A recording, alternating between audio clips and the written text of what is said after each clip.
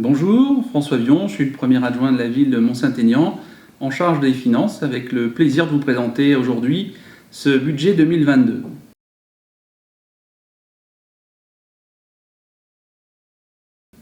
Alors ce budget, il s'élève à 25,6 millions d'euros. Il est décomposé en deux parties, le budget fonctionnement à hauteur de 19,8 millions d'euros et le budget investissement pour 5,8 millions d'euros.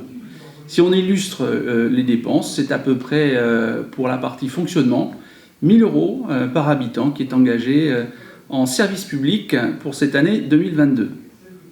Si on l'illustre autrement, donc à partir d'un billet de 100 euros et qu'on le découpe et qu'on répartit ce billet sur les différentes compétences et thématiques de la ville, eh bien nous arrivons à 19,20 euros qui est consacré en fait aux dépenses de l'enfance et de la jeunesse.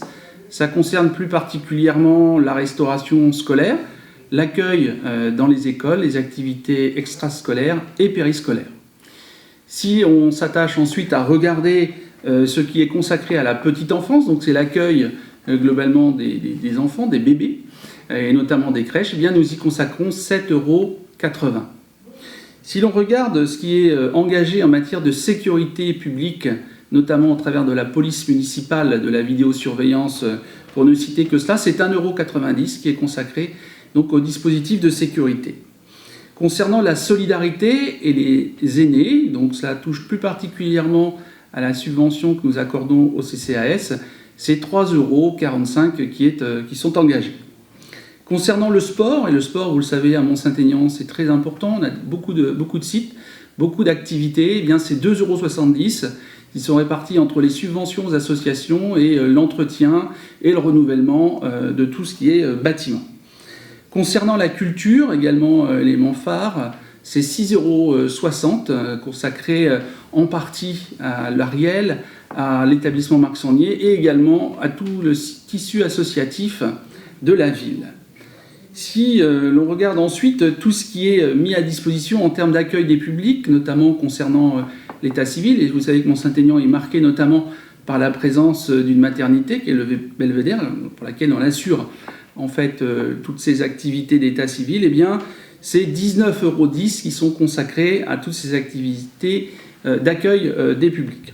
Quand on regarde ensuite l'entretien des espaces publics, l'aménagement urbain et paysager qui est important, une des particularités de Mont-Saint-Aignan, c'est d'être une des villes les plus vertes de la métropole, eh bien nous avons 9,80 euros d'engagés. Et dernier point, concernant les services administratifs, l'ensemble des besoins de chauffage, de véhicules, de fluides, de déplacement, eh bien c'est 29,45 euros qui sont engagés chaque année et pour l'année 2022 plus particulièrement.